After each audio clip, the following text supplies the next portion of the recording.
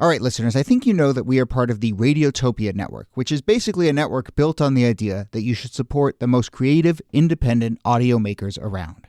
No one, and I mean no one, embodies the Radiotopia ethos more than Benjamin Walker and his show Theory of Everything. Benjamin, who I've known for a long time, has been making beautiful, personal, sprawling audio documentaries for decades that help us understand the very strange world we live in.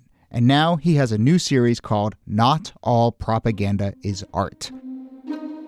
The new series goes back to the 1950s, when Western security agencies like the CIA paid artists, writers, and intellectuals to fight the cultural Cold War. The CIA funds were free. I mean, no one was told what to say. Gloria Steinem, activist who sees the CIA as a sort of enlightened pal or rich uncle, there is another viewpoint.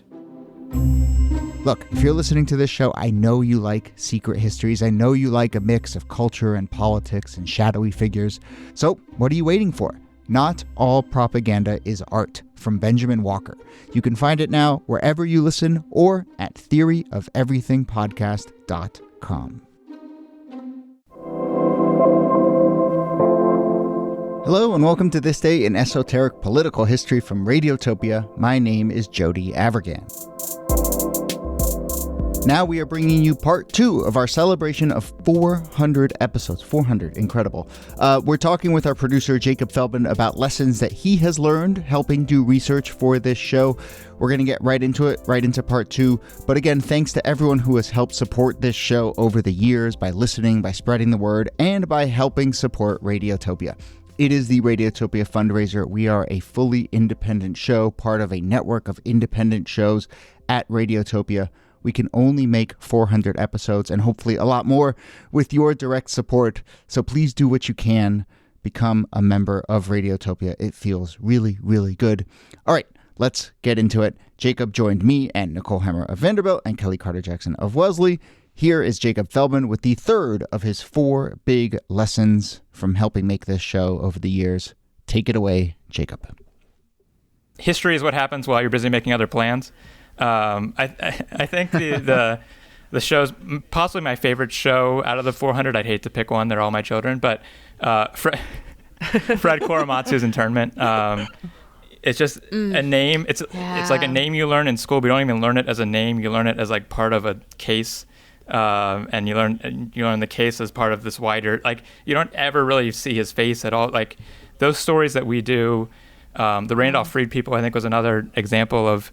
It's something you hear, but you don't think about really the people behind it. And even at the higher levels of government, like Frances Perkins is somebody who was a professor, and if she's not there at the horrible Triangle Shirtwaist Factory, Shirt Factory, Shirtwaist Factory. Maybe she doesn't go on to become this icon. And then the flip side of that, right, is like Henry Wallace was like a step away or a heartbeat away or a moment's decision away from being a world historical actor. Just the ways that individual life interacts with history is something that I think I've really come to respect doing this.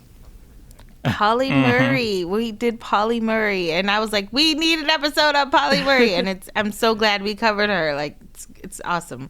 Well, and it's so interesting because of the conceit of like this day sometimes allows you to explore all of these hidden facets of people's lives. As somebody like Polly Murray, who for some reason, well, not for very clear reasons, for so long, her big fascinating life and all of these interventions she made in U.S. history went largely unknown to most Americans. Or somebody like Korematsu, like when you become a name in a Supreme Court case, your name becomes known across the country and your life gets erased because people don't look behind the name of the case. And so it was really wonderful to kind of explore all the facets of his long and varied life.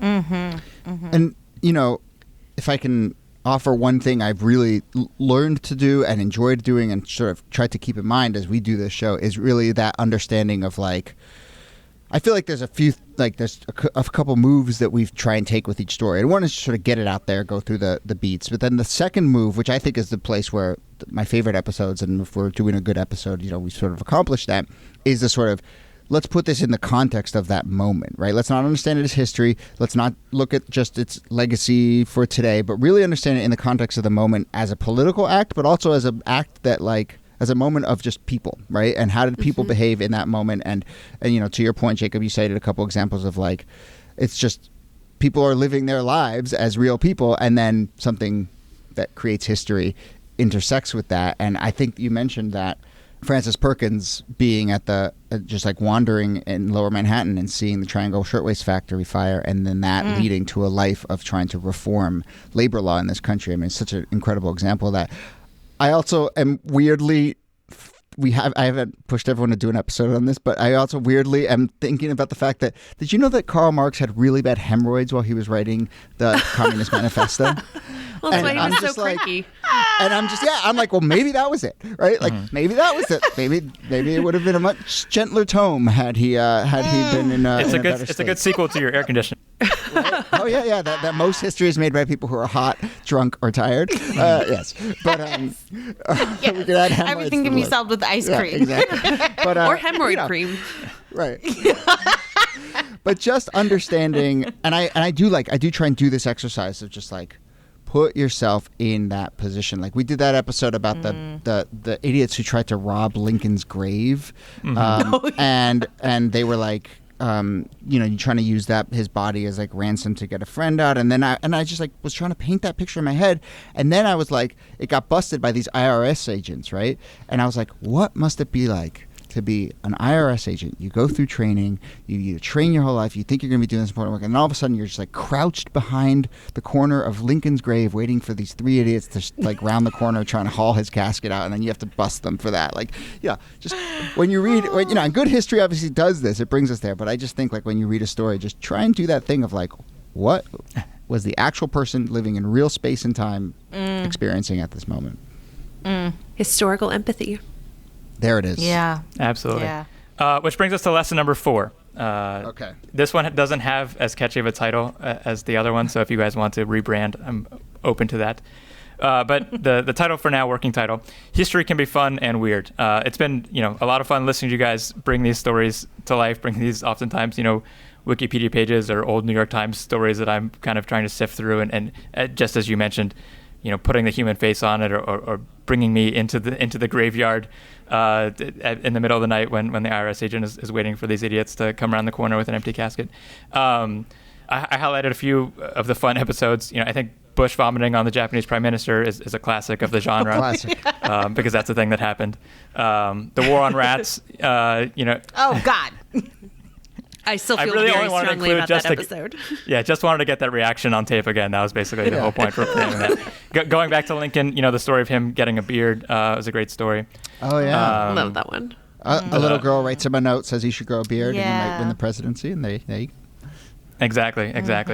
Nixon's. I think our title was Nixon's weird ass White House uniforms. Yes. Yeah. The marching band uniforms. Yeah, he just didn't know it at the time, but the Secret Service uniforms were indeed meant to be marching uniforms. And then the war on pinball was a fun one. Monopoly, Secret History, on and on. The calendar confusion one is one I go back to.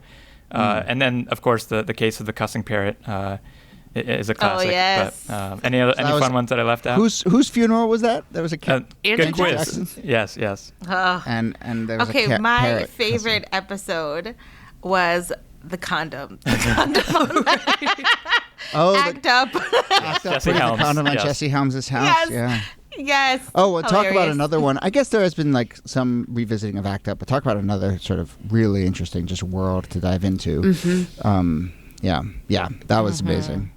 I also remember the one about the Pope Stone, which was part of the Washington Memorial. I don't know why that's stuck in my head, but it had all of the hallmarks of a good conspiracy. Yeah, a bunch The of Know Nothing anti-Catholics. stole this Yeah. poem. Yep. They threw it in Oh, the it was another one of those capers. There are a lot of Yeah, capers exactly. in history. Yeah.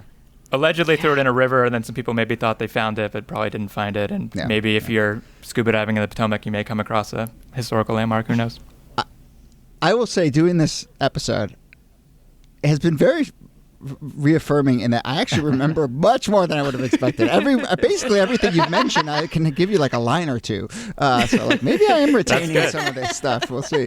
I will tell you, silly ones. We've sort of name checked all the ones. I, am sitting here, and we just missed it, but it was too recent. So I think next year, we just missed the hook.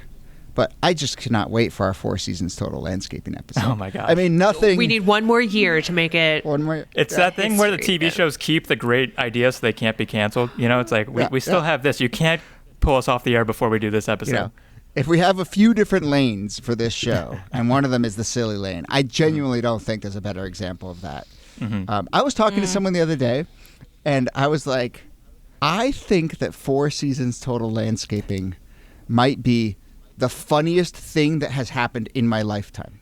Like something has to be at the top of that list, right? Right. Sure. And I really think it might Why be not that. that? Like, I really think it might be that. I think especially because it came in that moment of real political fear, and there was something really uncertain and frightening happening, and then these absolute buffoons just bumble into this moment, and we'll save the rest of the commentary for when we do it. But exactly.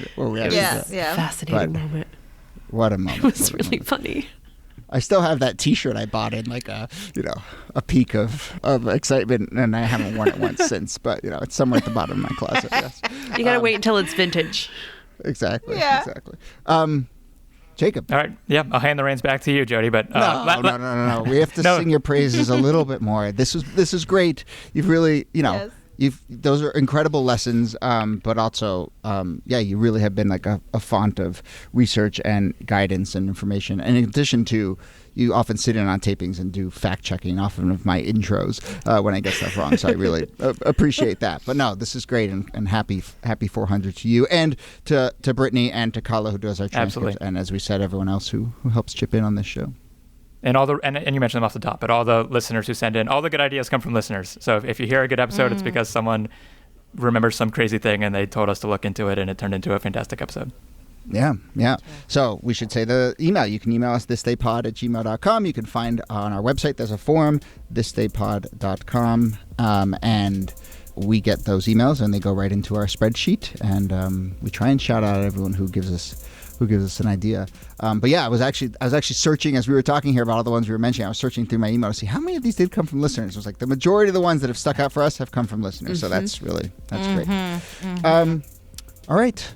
Happy 400, everyone. Happy fundraiser, Happy 400. everyone. Happy Thanksgiving.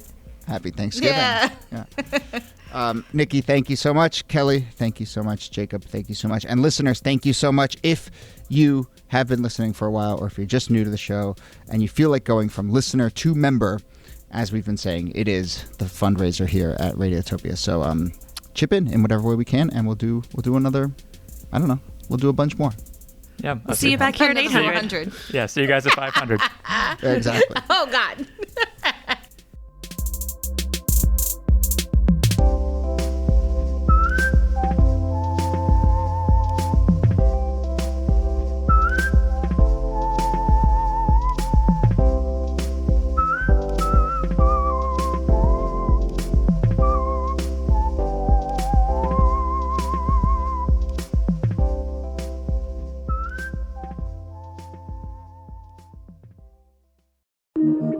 Radiotopia.